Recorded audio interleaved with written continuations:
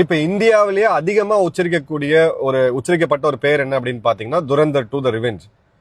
உலகம் முழுக்க எல்லா பாக்ஸ் ஆபீஸ் ரெக்கார்டையும் உடைச்சு ஒரு மிகப்பெரிய வெற்றியை பெற்றிருக்கு. பட்டி தொட்டி எல்லாம் போய் மக்கள் கிட்டத்தட்ட 4 மணி நேரம் நகராம ஒரு படத்தை பார்த்திருக்காங்க அப்படின்னா சமீப காலத்துல இந்த படம் அந்த மாதிரி படம் நம்ம பார்க்கல. இப்ப இதுக்கு எதிரான சில குமரல்கள் இருக்கு.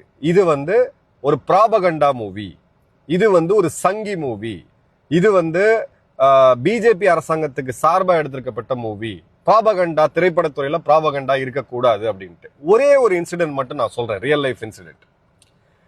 26 நவம்பர் 2008 இந்தியாவுடைய வர்த்தக தலைநகரத்துல ஒரு மிகப்பெரிய பயங்கரவாத தாக்குதல் நடத்தப்படுது. 162 மக்களும் அதிகமான மக்கள் கொல்லப்படுறாங்க.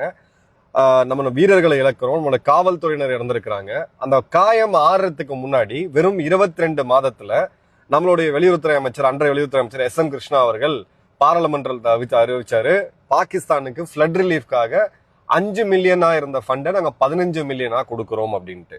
அப்ப அந்த செய்தியை நீங்க கீழே இறங்கி பாத்தீங்க அப்படின்னா, பாகிஸ்தான் இல்ல நாங்க இந்தியாட்ட இருந்து வாங்கவே மாட்டோம், ஐநா மூலியமா அவங்க உதவி கொடுத்தாலும் வாங்கக்கூடாது அப்படின்னு சொல்லி, அதன் பிறகு ஐநாவுடைய செயலர் அவங்க கிட்ட பாகிஸ்தான் பேசி ஓகே நாங்க போனா போதுன்னு வாங்கிக்கிறோம்னு சொல்லி $15 மில்லியன் நாம அங்க கொடுத்தோம்.